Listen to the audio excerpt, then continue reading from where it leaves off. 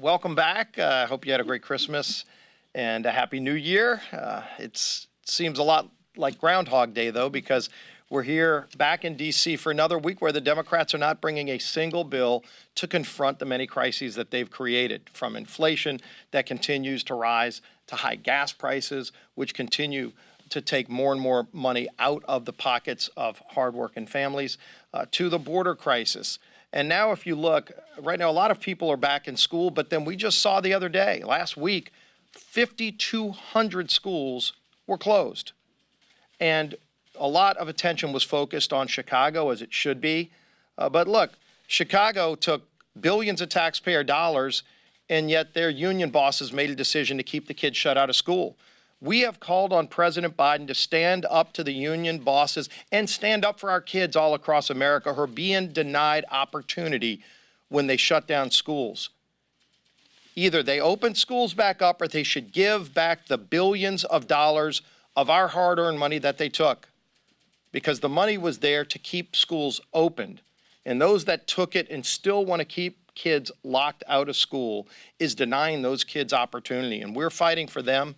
I know my colleagues here have been doing that. It's time President Biden stand up for those kids by standing up to the union bosses that he's been afraid to confront on one of these many crises.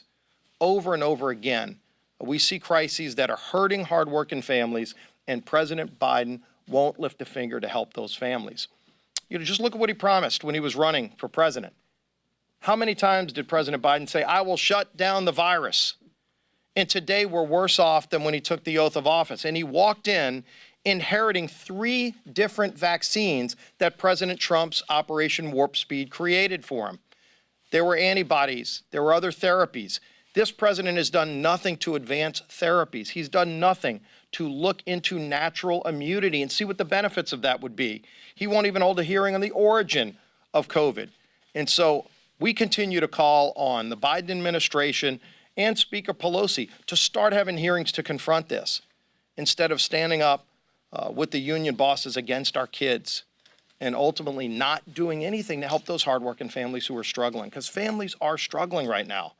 And they're looking to Washington for leadership, and they're not getting anything other than rhetoric and failed promises. Look at the report that just came out during the break that highlighted that President Biden was confronted with a plan to create over 750 million at-home tests for COVID, and he said no.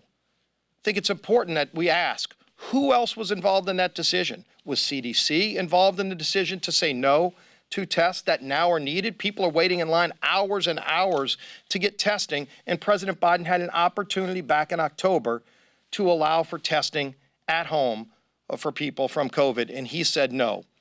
Which of his health officials were involved in that decision? And why did he say no when he campaigned promising that he would shut down the virus? When a lot of my Democrat colleagues a year ago were criticizing the lack of testing, and today you can hear crickets chirping with the silence from them because they won't stand up to this president who has failed on so many fronts. So we're going to continue to try to address these crises.